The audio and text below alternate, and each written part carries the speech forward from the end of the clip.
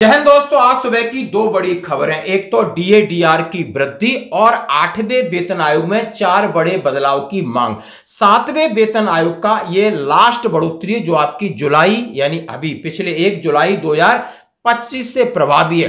1 महीने के आंकड़े आना बाकी है। टेबल इन्होंने बना ली है कि 12 महीने के एवरेज से 2 बढ़ेगा या 3 बढ़ेगा, ये आपके सामने रखेंगे। दूसरी बात, आर्मी वेलफेयर प्लेसमेंट ऑर्गेनाइजेशन का आप ये लेटर निकलता है कि वैकेंसी जेएसयू जवानों अफसरों के लिए कहां है। हाँ जी दोस्तों, इस बार बड़ी ज्यादा वैकेंसी है। आपने उड़ीसा स्ट्राइक स्पेशल फोर्सेस की मैं बात करूं 100 वैकेंसी है। दूसरी गार्ड की वैकेंसी है, सिक्योरिटी की वैकेंसी है, रेलवे में वैकेंसी, तमाम वैकेंसी है। क्या सैलरी है, क्या क्यूआर है, आपके साथ शेयर करूंगा। तो दोस्तों सबसे पहले मैं बात करना चाहूंगा डीए/डीआर बढ़ोतरी जो कि 1 जुलाई 2025 से होनी है। अब ये बॉर्डर केस पे लटक रहा है। जैसे कि पीछे आपने देखा होगा जनवरी में 56 होते होते 55.99 में अटक गया था, क्योंकि दिसंबर के आंकड़े 0.8 गिर गए थे। लेकिन अभी 5 महीने के आंकड़े आ गए, जनवरी, फरवरी, मार्च और अप्रैल और मई के आंकड़े आ गए। जून के आंकड़े आने बाकी हैं और जून के आंकड़े के आने के बाद आपको एक टेबल प्रिपेयर की जाती है। आखिर उस टेबल में क्या है मैं वो भी बताऊंगा। और सबसे पहले जैसा कि हम सभी जान रहे हैं कि 7वें वेतन आयोग का ये आखिरी डे है और इसमें लगभग 2% की बढ़ोतरी तो हो चुकी है जो कि आपके सामने है। अब मैं बात करूंगा आखिर ये 3% की बढ़ोतरी किस प्रकार होगी, इसके लिए कौन कौन सी चीजें चाहिए और कौन कौन से बदलाव की बात की। तो सबसे पहले मैं जुलाई का जो डीए है एक्सपेक्टेड कितना है, जैसे कि आपके सामने मैं एक चार्ट रख रहा हूं जिसमें लिखा है the DA DR from July 2025 table is follow. Expected DA DR from July issue all India CPI-IW May 2025। Increase decrease index आपको देख रहे हो लेफ्ट हैंड साइड में इंडेक्स है -0.5 -0.4, यानी जनवरी फरवरी में ये -0.5 और 4 गया, उसके फिर बढ़ा है +0.2 +0.5 और अभी भी +0.5। और मंथ लिखे जनवरी, फरवरी, मार्च, अप्रैल और मई। जून में मैंने हाइलाइटर नहीं लगाया जो आपके सामने, जून में हमने 0 रखा है, यानी हम सोच रहे हैं कोई बढ़ोतरी नहीं होगी, यहीं पर रुक जाता है तो हमारा डीए कितना होगा। अब उन्होंने कहा बेस ईयर 2016 इक्वल टू 100। ये इसका एक 7वें वेतन आयोग का बेसिक फॉर्मूला है कि 2016 को बेस लिया जो कि 7वें वेतन वहां से शुरू हुआ, 8वें वेतन आयोग में फिर इसमें बदलाव होगा। अब जो पॉइंट्स की बात करते हैं 143.2, 142.8, 143.0, 143.5 और 144.0 पर टिक गया आकर के, टिक गया। अब हम कह रहे हैं आगे बढ़े ना घटे भी ना, तो 144.0 रहता है तो क्या होगा। फिर base year 2001 is equal to 100 के भी आंकड़े लिए।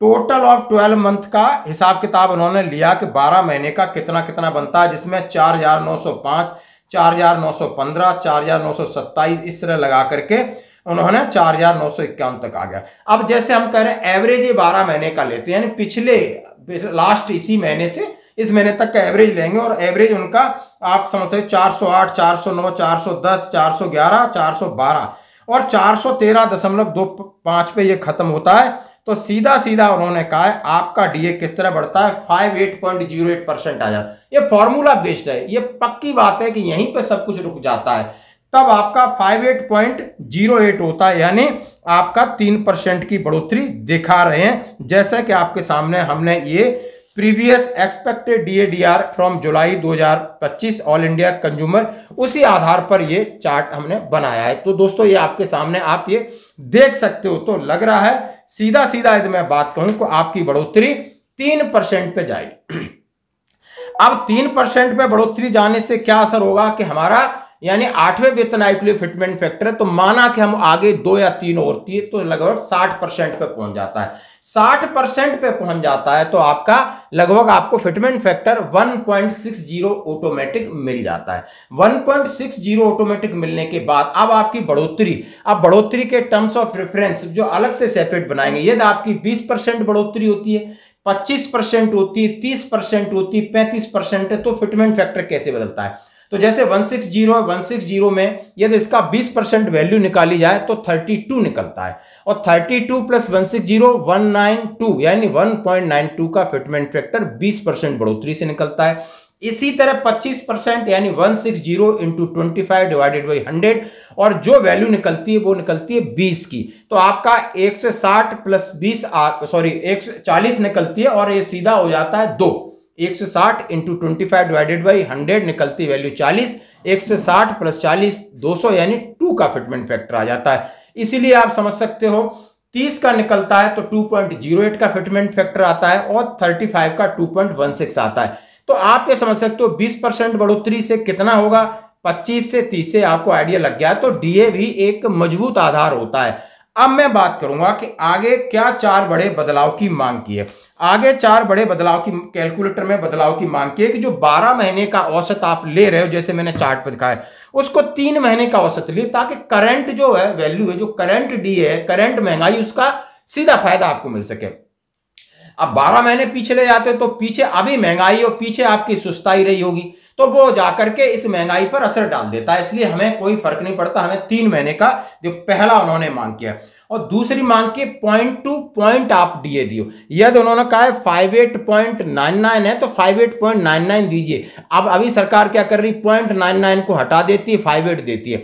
मतलब राउंड ऑफ करने का तरीका जैसा कि है कि 50 के नीचे होगा तो पहले वाले फिगर में 50 के ऊपर है तो नेक्स्ट फिगर में राउंड ऑफ होगा। लेकिन ये इतने चालाक है, इन्होंने डीए पे राउंड ऑफ है, तो यदि आप 50.99 जाते हो तब भी आपको 50 देंगे, 51 नहीं देते 0.1 की वजह से। आप सोचो कितना लॉस होता है। तो पॉइंट टू पॉइंट डीए की बात की। और ऐसा नहीं कि उन्होंने कहा है कि आप दोनों को बैंकिंग सेक्टर में, पीएसयू सेक्टर में आप इसी तरह डीए दे रहे हैं, इसी तरह, और डीए का आपका कैलकुलेशन है एवरेज के हिसाब से। ये इन्होंने बात की। तो 2 चीजें। तीसरा का अलग से उपभोक्ता सूचकांक की उन्होंने मांग की है। उन्होंने कहा है जो 465 चीजों का आप लोग सर्वे करते हो, उसमें बहुत सारी चीजें इलेक्ट्रिकल हैं, इलेक्ट्रॉनिक है, इनका तो कोई असर ही नहीं पड़ता है। तो उन चीजों को बास्केट में डालिए जो कि हर महीने वेरी करती हैं।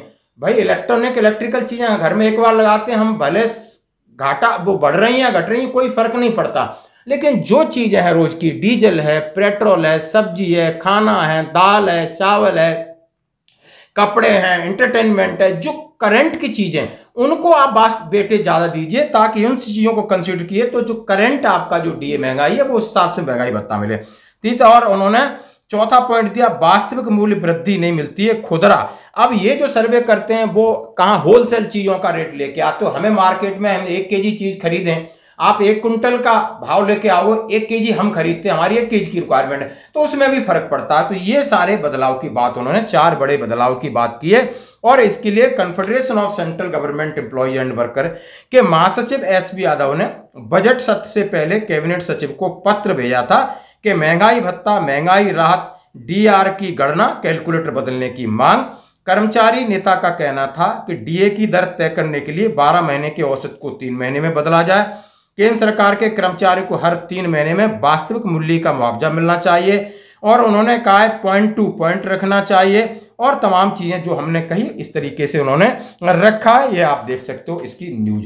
तो दोस्तों ये अब बड़ी बात थी कि आपके लिए 58% आप लेके चलो, और आगे 2 या 3 बढ़ेगा। ये 7वें वेतन आयोग की आखिरी बढ़ोतरी, जिसके ऊपर जितने अखबार हैं, आप अमर उजाला हो या दूसरे अखबार हैं, सबने इसके ऊपर पुष्टि की है कि लगभग 99.9% चांस है 58% यानी 3% की वृद्धि होना तय है। अब बाकी एकदम कोई मार्केट गिरती है, कुछ और होता है तो अलग बात है। तो दोस्तों ये थी डीए और के आखिर डीए कितना होगा, और 8वें वेतन आयोग में जब इसका फॉर्मूला बदलेगा तो 4 मांगें कौन सी रखी गई कि इससे हमारा जो डीए है, जो जिस तरीके से महंगाई चल रही उसके समानांतर मिलता रहेगा। तो दोस्तों अब बढ़ते हैं एक और अगली खबर की तरफ। सबसे इंपॉर्टेंट खबर दोस्तों है कि आर्मी वेलफेयर प्लेसमेंट ऑर्गेनाइजेशन, जिसकी तरफ से आप समझ सकते हो कि वैकेंसी अवेलेबल फॉर जून 2025। सबसे पहले मैं बात करना चाहता हूं कि इसमें अफसर का भी रहता है, जेसीओ का और जवान का रहता है। अब मुझे बड़ा दुख होता है, अफसर का पैकेज 30 लाख, 27 लाख, 30 लाख,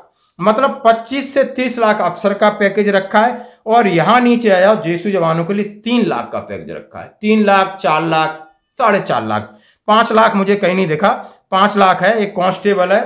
अब में जो वैकेंसी है अफसर की बताने का कोई मतलब नहीं है, लेकिन हाँ यहां बहुत बड़ा डिस्क्रिमिनेशन नजर आता है। यानी एडब्ल्यूपीओ को समझना चाहिए कि इस तरीके का आप लेटर डालते हो और उस लेटर में आपसे द्वारा कॉन्ट्रैक्ट होता है और कॉन्ट्रैक्ट में कम से कम जवान और जेसीयू की वैल्यू को इतना न गिराएं।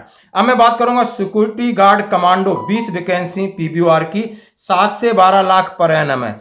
AWPO अंबाला का नंबर है, आप चाहिए। सिक्योरिटी कमांडो 20 वैकेंसी, ये है विंड वर्ल्ड इंडिया लिमिटेड में निकली हैं, NSG के हैं, पैरा है, घातक कोर्स किया है तो राजस्थान, और इसकी लोकेशन है राजस्थान दमन में होगी, राजस्थान में भी है और दमन गुजरात में है, आप समझ सकते हो। अब मैं बात करूंगा constable 100 vacancy Orissa special strike force के लिए, सिपाही हवलदार 50 ईयर से 10 class pass, safe one good exemplary, आपने देखा होगा, इसके लिए बहुत सारा है डॉक्यूमेंट आपको चाहिए, PPO, डिस्चार्ज बुक, आधार कार्ड, और वहाँ सूबेदार बेहरा साहब, उनका नंबर है 9309082891, जरूर कांटेक्ट कर सकते हैं। फिजिकली आपको 4 किलोमीटर का रन है 45 मिनट में, और ये बहुत सारे लोग गए जा रहे हैं छोड़ छोड़ के वहाँ पर स्ट्राइक फोर्सेस में उड़ीसा में, और आपके लिए भी 100 वैकेंसी निकली हैं। इसी तरीके से resident manager gate keeper 252 vacancy railway div Ahmedabad, ex serviceman 55 years तक लिया जाएगा अहमदाबाद डिवीजन के लिए, 12 घंटे की नौकरी है, 4,32,000 का पैकेज है, और OSSF में भुवनेश्वर में 6 लाख का पैकेज है। सिक्योरिटी सुपरवाइजर जेसीयू 55 साल के लिए मोहाली में 4,20,000 का है।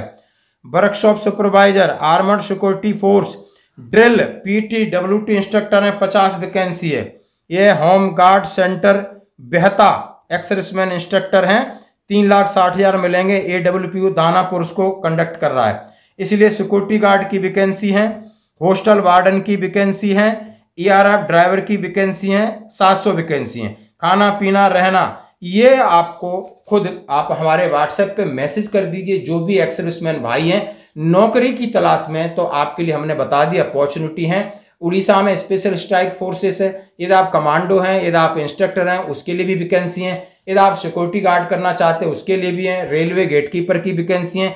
ये वैकेंसी लेटर आप अपना लीजिए, और इसमें सीधा सीधा लिखा है पोजीशन क्या है, रैंक क्या है, लोकेशन है, सैलरी कितनी है, कॉन्टैक्ट डिटेल नीचे contact AWPO army welfare placement organization के नंबर दिए हैं, आप इन नंबरों पर कॉल करें और इस सुविधा का लाभ उठाएं। धन्यवाद।